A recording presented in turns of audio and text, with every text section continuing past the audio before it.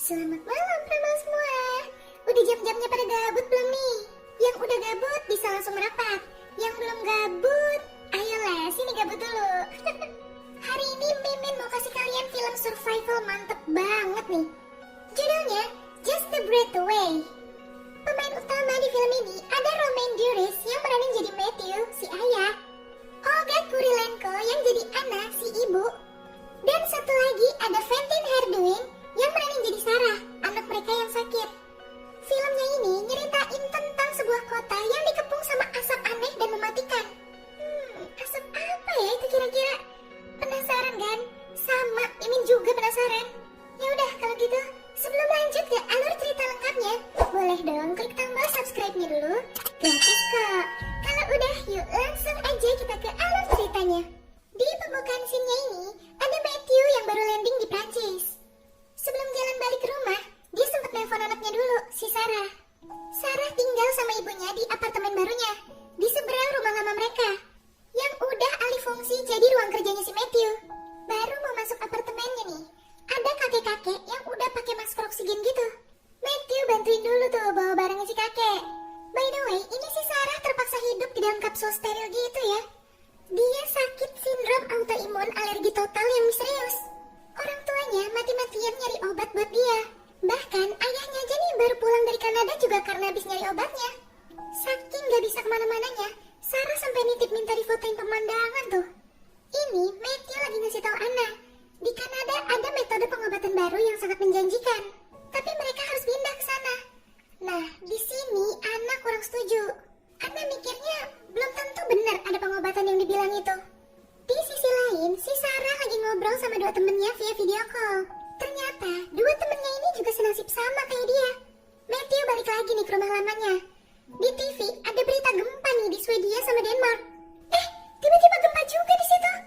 Tapi nggak lama, listrik juga sempat mati nih sebentar. Dikira cuma gempa biasa. Tapi kok sirine darurat kota sampai dinyalain ya? Tadinya, Matthew mau langsung ngecek kapsulnya Sarah. Tapi dia penasaran, mau ngecek keadaan di luar dulu. Benar, orang-orang pada panik. Di langit, burung-burung juga terbang bergerombol panik gitu. Makin kacau. Pas ada gas asap yang keluar dari dalam tanah, orang-orang yang ngehirup gas asapnya langsung tewas seketika. Matthew nyoba makin ngedekat. Di depan dia, udah ada tsunami asap yang nyapu kota itu.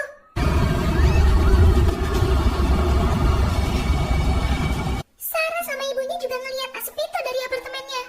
Matthew ngajak Anna buat pergi dari situ. Sarah ditinggal tetap di dalam kapsulnya. Mereka naik ke lantai paling atas apartemen di rumah pasangan lansia, Lucien sama Colette. Si kakek nenek ini kebingungan. Ada apa sih sebenarnya? Ya udah, diajak melihat langsung aja deh di lewat balkon. Di bawah mereka udah ketutup sama asap beracunnya. Gile, ngeri banget coy. Banjir asap. Menurut Matthew, gak mungkin asap ini karena ledakan. Ini tuh banyak banget. Dia jadi curiga, jangan-jangan ini serangan nuklir. Aduh, kasihan banget si Sarah sendirian. Kapsulnya udah dikepung asap. Anna ngecek lagi keadaan Sarah. Baterai kapsulnya berkurang 1 bar. Sisa 4 bar. Masih cukup buat sekitar 10 jam lagi. Ini si Matthew sampai manjat ke atap loh saking penasarannya. Dan wow, rata. Sejauh mata memandang benar-benar ketutup asap semua. Matthew keluar ke tangga. Dia nyoba mahamin jenis asap ini. Ternyata, untungnya asap ini tuh masanya lebih berat dari udara. Jadi kayak air aja gitu. Dia harus nemuin cara buat nanti ganti baterai kapsulnya si Sarah. Tiba-tiba dia kepikiran si kakek yang pakai masker oksigen, yang tinggal 1 lantai di bawah ini. Dia mau nyoba tahan napas buat terobos ke apartemennya itu. Dia mau ngambil tangki oksigennya. Oke, dia mulai turun nih. Tahan napas dia. Si kakek udah tewas. Dia pas lagi nggak pakai oksigennya. Ya udah, dipakai deh nih masker oksigennya. Terus dia lanjut nemuin si Sarah. Dia bawain Sarah persediaan. Abis itu dia juga langsung ganti baterai kapsulnya. Bukannya langsung balik, Matthew lagi-lagi penasaran. Dia mau tahu gimana keadaan sekitar. Banyak banget yang tewas di jalan loh itu. Dia nemu mobil listrik. Lumayan kan tuh bisa diambil baterainya. Terus dia dengar ada suara. Dia samperin arah suaranya. Ternyata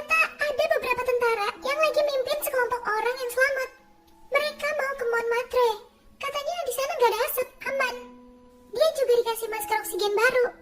Kata tentara ini, asapnya belum diketahui itu apa. Tapi yang jelas bukan serangan. Berarti dugaannya Matthew salah ya. Matthew nggak bisa ikut mereka tanpa keluarganya. Sedangkan tentara-tentara ini nggak bisa balik lagi ke situ. Akhirnya, dia minta satu masker plus tangki oksigen lagi buat Sarah. Malam itu, dia ngecek asapnya lagi di tangga. Dan ternyata naik perlahan itu asapnya. Naik beberapa senti per jam. Waduh, bahaya dong. Matthew jadi seuzon kalau pemerintah sengaja ngelakuin ini. Kayak pemerintah tuh mau ngurangin populasi gitu. Jadi tolong seadanya aja buat bikin tatanan masyarakat baru. Pagi-pagi buta, Anda ngecek Sarah sendiri. Sekalian ganti baterai kapsulnya. Dia juga sempat ngambil alat-alat dari ruang kerjanya Matthew buat benerin radionya si kakek. Tiba-tiba ada suara ledakan. Pas mereka cek, asalnya dari Montmartre. Ada kerusuhan di sana. Ana ngajak ke rumah Charlotte, temennya Sarah, yang sakitnya sama kayak si Sarah. Dia tinggal di pegunungan, dan dia kan punya kapsul juga, jadi bisa berbagi sama Sarah. Akhirnya, Matthew sama Ana pergi ke lab yang ada di tengah kota dulu. Mereka mau ngambil jaket penyelamat khusus buat Sarah pakai nanti kesananya. Tapi sebelum jalan, mereka ngasih tahu ke Sarah dulu nih kalau mereka mau pergi. Sarah jadi sekalian minta tolong, cariin Noah, temennya dia yang sakitnya sama kayak dia. Noah tinggal di Saint Anne Street, di atas kaku sepeda. Sampai nih, malah disambut anjing galak. Dikejar-kejar itu mereka. Mereka kepisah. Matthew nggak ngeliat jalan terus kecemplung. Sedangkan Anna masih dikejar-kejar. Dia masuk ke dalam bis. Itu anjingnya ikut masuk. Tapi untungnya talinya kesangkut di roda koper orang. Anna buru-buru kabur, mecahin kaca bisnya. Matthew berhasil naik lagi. Ini dia ngambil kot orang nih, buat ganti jaketnya yang basah. Duh, itu ada petugas medis yang pakai setelan hazmat tewas tuh di dalam ambulan. Oke, dia harus nerusin jalan ke lab. Sampai akhirnya ketemu lagi nih sama Anna. Wah, ada api tuh di salah satu ruangannya. Nah, ketemu nih jaket penyelamatnya. Langsung cus balik mereka. Tiba-tiba perut Matthew kebakar. Selang oksigennya juga ternyata. Terus putus. Mereka sekarang harus berbagi oksigen sementara buat ke lantai atas lab itu. Anna ngebalut luka Matthew dulu nih, biar gak infeksi. Baru pulang. Tapi pas dicek, ternyata oksigen Anna tinggal sedikit. Gak cukup buat mereka berdua. Matthew yakinin Anna buat balik sendiri, bawa jaket penyelamatnya. Dia juga nyuruh Anna mampir ke apotek buat ngambil tabung oksigen. Sementara itu, si Matthew mau nyoba jalan lewat atap-atap.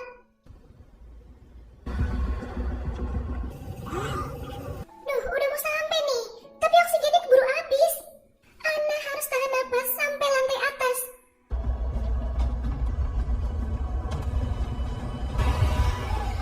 Berhasil! Aduh, dia yang tahan napas, mimin yang ngap, dia baru sadar. Ternyata koper tempat jaketnya tadi sempat kebakar. Isinya juga gosong tuh. Rusak udah. Ini si Matthew ngeliat ada tambang. Wah, ada orang nih ya kayaknya. Dia naik. Tapi sepi banget. Udah gitu ada darah segar lagi tuh di situ.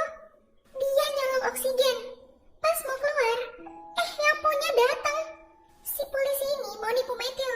Dia janji bakal bantu keluar dari sini asal Matthew ngasih masker oksigennya.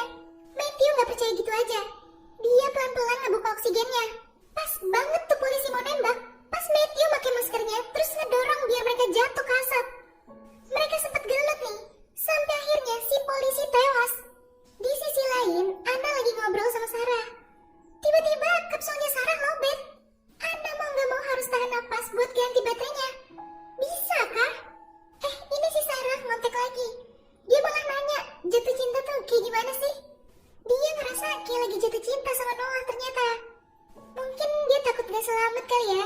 Seenggaknya dia bisa ngerasain jatuh cinta gitu. Nah, tinggal 2% tuh baterainya. Harus buru-buru.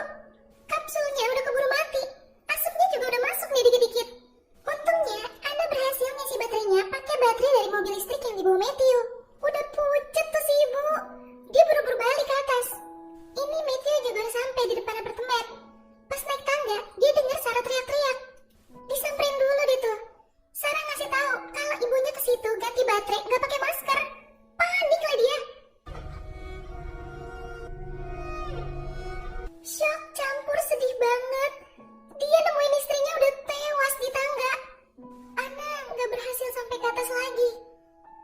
sumpah mau nangis. Perjuangan seorang ibu ya. Matthew nggak bisa berkata apa-apa. Sedangkan Sarah panik banget nanya apa yang terjadi. Sekuat tenaga dia nyoba ngasih tahu Sarah kalau ibunya udah meninggal. Langsung lemes itu si Sarah. Udah hari besoknya nih. Ada gempa kencang lagi. Seketika asapnya juga mulai naik lebih cepat dari sebelumnya. Sekarang rencananya Matthew mau ke mobil ambulan yang tadi dia lihat. Dia mau ngambil setelan hazmatnya buat dipakai Sarah. Dia ngajak Lucien, tapi Lucien nolak. Dia bilang jalan hidup kami berdua berakhir di sini. Ini Matthew pamitan dulu sama Sarah. Sarah takut ayahnya kenapa-kenapa juga. Aduh, sepasang kakek nenek ini bener loh, pasrah, rebahan sambil menunggu kematian. Oke, udah dapet nih setelan hazmatnya. Dia nemu motor. Lumayan lah ya mempercepat waktu. Tiba-tiba ada anak laki-laki yang nyebrang di depan dia. Jatuh lah si Matthew ngindarin anak itu. Anehnya, anak itu gak pakai masker loh. Aman-aman aja. Sempet pingsan nih dia. Begitu sadar, dia langsung buru-buru lanjut jalan. Tapi akhirnya dia lemes, gak kuat lagi. Dari balik kabut asap tebal itu, kelihatan ada dua orang yang jalan ke arah dia. Jadi asap ini tuh gak berefek apa-apa sama mereka berdua. Matthew melepas masker oksigennya buat meluk Sarah untuk pertama kalinya nih. Setelah 12 tahun Sarah harus hidup di dalam kapsul. Tapi abis itu Matthew pingsan lagi. Sadar-sadar dia udah ada di dalam kapsulnya si Sarah. Dan sekarang keadaannya jadi terbalik. Sarah dan semua orang yang bernasib sama kayak dia bisa hidup bebas di luar. Sedangkan orang-orang yang tadinya normal jadi harus hidup di dalam kapsul. Ya, itu tadi alur cerita dari film Just a Breath Away. Walah, ngeri banget ya. Tapi kalau dilihat dari sisinya si Sarah, ini semua jadi adil gitu ya. Dia sama orang-orang yang bernasib sama jadi bisa ngerasain hidup normal.